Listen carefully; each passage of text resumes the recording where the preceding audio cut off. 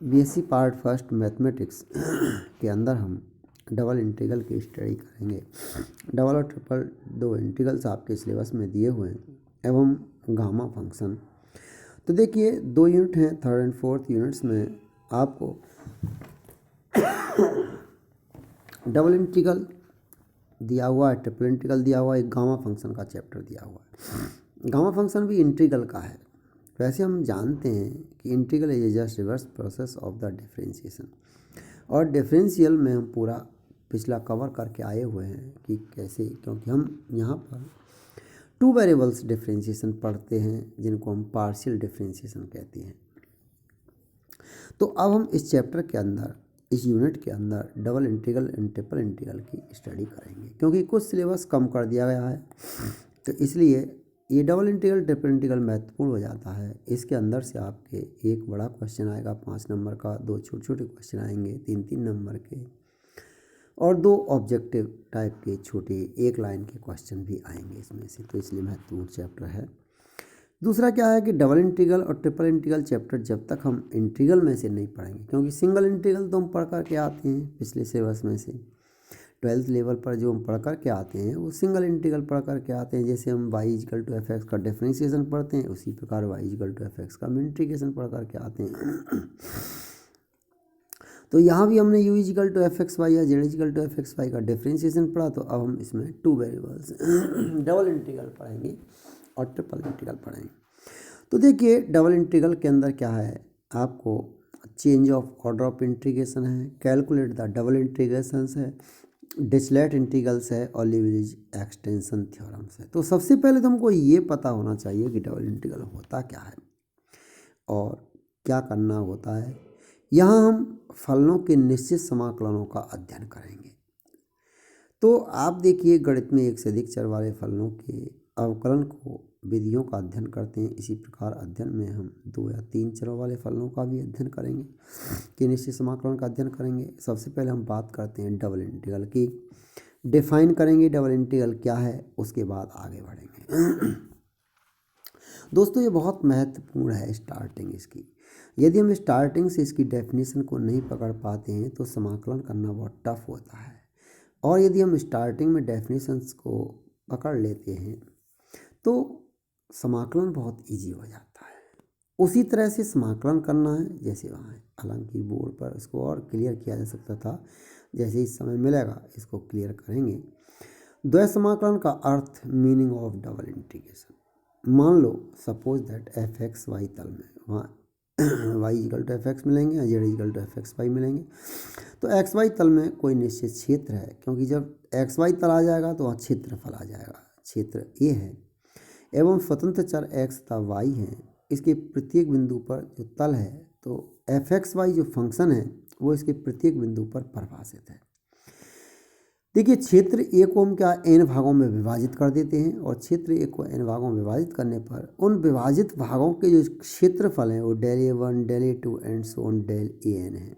Suppose that del AI कोई i क्षेत्र का क्षेत्रफल है जिसमें स्वेच्छ बिंदु xi और yi हैं, तो उनका जो योगफल होगा, सभी का हम योगफल निकाल दें यदि, तो f of xi yi into del ai, तो इसको इजिकल टू का समीशन लगा दीजिए, या फिर सीधा कह दीजिए f of x1 y1 del A1 plus f of x2 y2 del A2 plus and so on f of xn yn del AN, और summation i equal to 1 to n, जो पहले कह रहे थे हम कि f of xi yi del AI। Equation number 1। विभाजित क्षेत्रों की संख्या हमने n मानी है। अब इसको हम और एनलार्ज कर देते हैं, तो n tends to infinity limit लगा देते हैं, तो लिमिट पॉइंट मिल जाता है, डेल AI टेंस टू 0 हो जाएगा, क्योंकि जितना क्षेत्रों को विभाजित करेंगे जितना ही डेल AI छोटा होता चला जाएगा, छोटा होता जाएगा, तो अंत में टेंस टू 0 होता चला जाएगा। भाई 0 की ओर तो अग्रसर होगा, तो इसलिए डेल AI टेंस टू 0, अर्थात डेल AN की अधिकतम सीमा 0 की ओर अग्रसर होगी। इन प्रतिबंधों के साथ सीमा limit n tends to infinity summation i equal to 1 to n f of xi yi del AI समीकरण नंबर 2 का अस्तित्व हो, तो विभाजित क्षेत्रों के उपविभाजन के तरीके से, जो हमने विभाजित क्षेत्र था उसके जो उपविभाजन का जो तरीका अपनाया था, के स्वतंत्र हो, जैसे सीमा को हम क्षेत्र ए पर एफ ऑफ एक्स वाई का द्वैविभाजन कह सकते हैं। तो पूरे क्षेत्रफल को काउंट किया जा सकता है, जब बिंदु मिल जाएगा तो कोई दिक्कत नहीं आएगी, लिमिट पॉइंट आ जाएगा। तो इसलिए हम इसको क्या कहते हैं, निम्न प्रकार से इसको प्रकट कर देते हैं। डबल इंटीग्रेशन लगाया ओवर द रीजन ए, क्योंकि ए को विभाजित किया गया था, f of x y d A आपका डी एक्स डी वाई है। इसलिए हम वी कैन से दैट कि double integration over the region A f of x y d A equal to limit n tends to infinity summation i equal to 1 to n f of x i y i del A आई, ये प्रदर्शित किया जा सकता है कि सीमा का अस्तित्व होगा यदि क्षेत्र ए की सीमा पर या भीतर सभी बिंदुओं पर एफ ऑफ एक्स आई संतत हो या खंडस संतत हो। ध्यान दीजिए यहाँ पर द्वैत समाकलन को परिभाषा से निश्चित समाकलन के गुणधर्मों के अनुरूप निम्न किया जा सकता है कि अंदर प्लस है तो उसको दो प्लस में बार बार अलग अलग के रूप में लिखा जा सकता है कि double integration f of x y f one x y plus f two x y bracket में d A equal to over the region A f one x y d a plus integration over the region A f two x y d a. दूसरा ये है कि integration f of x y d A equal to a one f of x y d a plus A to f of x y d A, अर्थात दो अलग अलग क्षेत्रों में भी बांटा जा सकता है, एन क्षेत्रों में बांटा जा सकता है, वो कोई बात नहीं है। तो ये हमने द्वैत समाकलन क्या होता है। अब आती है बात कि द्वैत समाकलन ज्ञात कैसे करेंगे। डेफिनेशन के बाद ये बड़ा इंपॉर्टेंट पार्ट है कि द्वैत समाकलन ज्ञात कैसे करेंगे। तो आप देखिए, सपोज दैट द्वैत समाकलन ज्ञात करने के लिए ऊपर हमने अभी जो फॉर्मूला पढ़ा है उसी के रूप में इसको ज्ञात करेंगे। तो क्या करना है हमको कि हम ये कहते हैं कि सपोज दैट वक्र y equal to f one x और y equal to f two x, x equal to a एवं y इजिकल टू बी से घिरा हुआ क्षेत्र है। कोई भी वक्र है तो एक्स वाई तल पर ले रहे हैं, तो आप जानते हैं y equal to f one x होगा, दो ही बिंदु दो रेखाएं होंगी तभी तो क्षेत्र आच्छादित होगा। तो y equal to f one x से y equal to f two x एवं x इजिकल टू ए से x इजिकल टू बी से घिरा हुआ क्षेत्र है। तो द्वैत समाकलन double integration over the region A f of x y d x d y equal to integration x equal to a to x equal to b y equal to f one x to f two x f of x y d x d y. यहाँ ध्यान दीजिए, जो मैं point बता रहा हूँ बहुत important point हैं, इनको आप ध्यान रखेंगे निश्चित रूप से आपको लाभ होगा। पहली बात, यहाँ x को अचर मानकर फलन एफ ऑफ एक्स वाई को पहले y के सापेक्ष समाकलन किया जाता है। यहाँ ये ध्यान रखना नंबर एक पॉइंट, जब डबल इंटीग्रेशन के अंदर डी एक्स डी वाई दिया हुआ है, पहली बात सबसे पहले तो इसका मतलब साफ है डी एक्स डी वाई दिया हुआ है, x पहली लिमिट x की है, दूसरी लिमिट y की है। पहली लिमिट x की है, दूसरी लिमिट y की है। दूसरी बात, इसमें हम एक स्ट्रिप ड्रॉ करते हैं। तो यहाँ पहले हम इसको, जब dx dy दिया हुआ है, पहले हम इसको y के सापेक्ष समाकलन करेंगे और तब जो रिजल्ट आएगा उसको मिला करके x के सापेक्ष समाकलन करेंगे। पहली बात, x dx dy दिया है तो पहली लिमिट x की, दूसरी लिमिट y की। दूसरी बात, dx dy दिया है तो पहले y के सापेक्ष समाकलन करेंगे, देन x के सापेक्ष समाकलन करेंगे। और तीसरी बात बहुत जो महत्वपूर्ण है, यदि dx dy दिया हुआ है, हम जो क्षेत्र बनाएंगे उस क्षेत्र में जो स्ट्रिप बनाएंगे वो पैरेलल टू y एक्सिस बनाएंगे। जब dx dy दिया हुआ है तो स्ट्रिप जो हम ड्रॉ करेंगे parallel to y axis draw करेंगे लिमिट फाइंड आउट करने के लिए। तो सीमा ज्ञात करने के लिए आयतों में जो क्षेत्रफल का योगफल किसी भी क्रम में लिया जा सकता है। हम पहले ऊर्ध्वाधर पट्टी में एक के ऊपर बने आयतों का योगफल ज्ञात करते हैं। तो यहाँ ध्यान रखिए, अब यदि आपको dy dx दिया हुआ है, इसका मतलब पहली लिमिट y की है, दूसरी लिमिट x की है। नंबर दो, इसको अब dy dx के केस में पहले x के सापेक्ष समाकलन किया जाएगा, दोबारा इसको y के सापेक्ष समाकलन किया जाएगा। तीसरी बात, अब जो स्ट्रिप ड्रॉ की जाएगी वो parallel to x axis draw की जाएगी। तो ये तीन महत्वपूर्ण बात इसके समाकलन को ज्ञात करने में है और हम आसानी से द्वैत समाकलन ज्ञात कर सकते हैं, कहीं कोई हमको प्रॉब्लम नहीं है। तो ये ध्यान रखिए जब dx dy दिया हुआ हो और dy dx दिया हुआ हो, क्योंकि dy dx में और dx dy में हम दोनों में इनके क्रम को परिवर्तित करके लेते हैं। तो दोनों ही चित्र यहाँ पे दिए हुए हैं। अब देखो dy dx का यहाँ पर दिया हुआ है, dy dx में तो सबसे पहले इसको समाकलन dx के सापेक्ष किया गया है, strip parallel to y x axis खींची गई है, और जो समाकलन किया गया है सबसे पहले x एक्सिस के सापेक्ष समाकलन किया गया है, उसके बाद y x। दूसरी बात, जब हम x अक्ष के y अक्ष के साथ समाकलन करते हैं तो x को कांस्टेंट मानते हैं, और y अक्ष के साथ समाकलन करते हैं तो x को तो पहले और x अक्ष के सापेक्ष करेंगे तब तो y आएगा ही नहीं, उसमें से ख़त्म हो जाएगा, क्योंकि ये आपके निश्चित समाकलन है, लिमिट दी हुई होती हैं। तो इस तरह से हमने एक आपको आज डेफिनेशन पर डिस्कस किया था और ये बताया था कि ये समाकलन द्वय समाकलन क्या है, द्वय समाकलन को कैसे हम डिस्कस करेंगे, क्या इसकी प्रॉपर्टी हैं। अब देखिए इसको हम एक एग्जाम्पल लेंगे द्वय समाकलन का तो हमको ज़्यादा अच्छा ये स्पष्ट होगा और क्लियर भी हो जाएगा।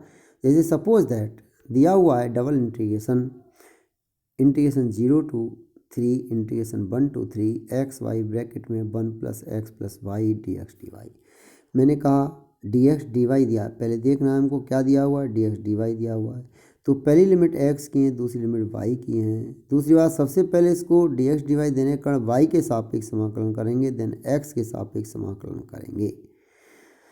अब चूंकि लिमिट दी हुई है इसलिए स्ट्रिप ड्रॉ करने की आवश्यकता हमको नहीं है। लिमिट नहीं दी हुई होती हैं तो फिर हम इसमें स्ट्रिप ड्रॉ करने के बाद इसको हम कैलकुलेट करते हैं। अब देखिए दिए हुए समाकलन के लिए i इजिकल टू, इसको i से व्यक्त कर देते हैं, तो i equal to integration 0 to 1 bracket में इंटीग्रेशन आपका लगा दिया हमने 1 to 3 0 to 3 integration 1 to 2 x y bracket में 1 + x + y। अब हमने कहा जब dx dy है सबसे पहले y के सापेक्ष करेंगे dy और बाहर dx को कर दिया। जब y के सापेक्ष करेंगे तो x को कांस्टेंट मानेंगे, एक्स वाई का किया x² प्लस x² y का किया x² y² plus x y Q का किया आपका x² है इसका किया तो x/3 1 to 2 लिमिट लगा दी और इसकी वैल्यू हमने कैलकुलेट की जो कि 2x² + 2x + 8/3x minus 1/2x plus 1/2x² plus 1/3x dx calculate कर लिया इसको। और अब हम क्या करेंगे, इसका इंटीग्रेशन करेंगे, तो इसलिए integration 0 to 1 23/6x plus 3/2x² dx x के सापेक्ष कर देंगे। इंटीग्रेशन का सिंपल फार्मूला है integration x⁴n dx equal to x⁴n + 1 upon आपका n+1 आ जाएगा। इसमें कहीं कोई प्रॉब्लम नहीं है और साधारण जो समाकलन के रूल हैं वही रूल इसमें अप्लाई किए जाते हैं। 33/4 इसका आंसर आ गया। तो यहाँ पर दोस्तों आप देख रहे हैं, आप इसको थोड़ा सा कन्फ्यूजन आपका दूर होगा और आपको निश्चित रूप से इससे लाभ मिलेगा। यहाँ वीडियो को बताने का उद्देश्य आपको समझाने का है, आप इसकी प्रैक्टिकल अप्रोच अप्लाई करेंगे निश्चित रूप से आपको लाभ होगा। इस वीडियो में बहुत इंपॉर्टेंट बात डबल इंटीग्रेशन के बारे में बताई गई है। अब देखिए जहाँ समाकलन का क्षेत्र दिया हुआ हो, समाकलन का क्षेत्र दिया हुआ है, लिमिट नहीं दी हुई है, अब हमको लिमिट फाइंड आउट करनी है। ऐसे केसेज में वो कह रहा है find out the double integration over the region a √4x² - y² dx dy। मैंने कहा जब dx dy दिया हुआ है तो पहली लिमिट x की है, दूसरी लिमिट y की है। सबसे पहले y के सापेक्ष करेंगे, number 3 strip parallel to y axis drop करेंगे। तो आप देखिए पहले डायग्राम बना देते हैं। xy क्षेत्र में y इजिकल टू 0 है तो x एक्सिस पर आएगा, y इजिकल टू 0 पूरी x एक्सिस पे आ जाएगा। y इजिकल टू x है, सिंपल लाइन चली जाएगी बीचों बीच, और x इजिकल टू 1 है तो एक लाइन खींच देंगे x इजिकल टू 1 के लिए, इसलिए ट्राइंगल बन गया, चित्र में दिख रहा है आपको। अब हम strip parallel to y axis draw कर देते हैं। तो माना कि दी हुई रेखाओं से घिरा हुआ क्षेत्र एक त्रिभुज है चित्र के अनुसार। अब आप देखिए जो y की सीमाएं हैं यहाँ पर पूरे क्षेत्र में वो y इजिकल टू 0 से y इजिकल टू x तक है। y की सीमा y इजिकल टू 0 से y इजिकल टू x तक है और x की सीमा x इजिकल टू 0 से x इजिकल टू 1 तक है। तो आप देखिए इसको निकालेंगे, यहाँ स्ट्रिप देखिए कहाँ से कहाँ तक मूव कर रही है।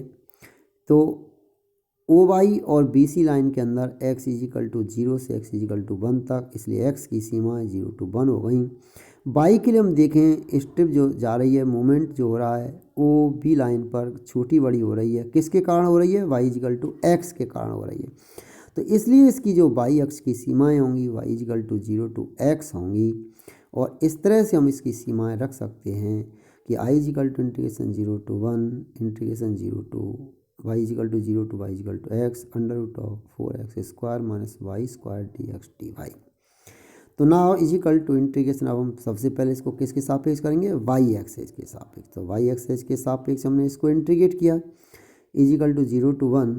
अब वाई एक्सेस के सापेक्ष करेंगे तो इसका जो समाकलन करते हैं, मैंने पहले कहा पुराने नियम लगाएंगे। पुराना नियम क्या है, इसमें integration under root of a square minus x square का रूल लग जाएगा और a square minus x square का जब रूल लगाते हैं तो रूल होता है under root 1/2x under root of a square minus x square plus 1/2 a square sine inverse x upon a. तो वही इंटीग्रेशन का रूल लग गया और हमने इसके अनुसार इसको सॉल्व किया। पुनः इसको हम dx को x के सापेक्ष समाकलन करेंगे और x के सापेक्ष समाकलन किया जिसका हमने आंसर निकाल लिया। तो इस तरह मैंने आपको कुछ एग्जाम्पल्स इसके अंदर डिस्कस किए हैं। नेक्स्ट फिर इसके कुछ एग्जाम्पल्स और आगे के टॉपिक्स डिस्कस करेंगे। ओके, पढ़ें इसको, सब्सक्राइब करें, अच्छा लगे तो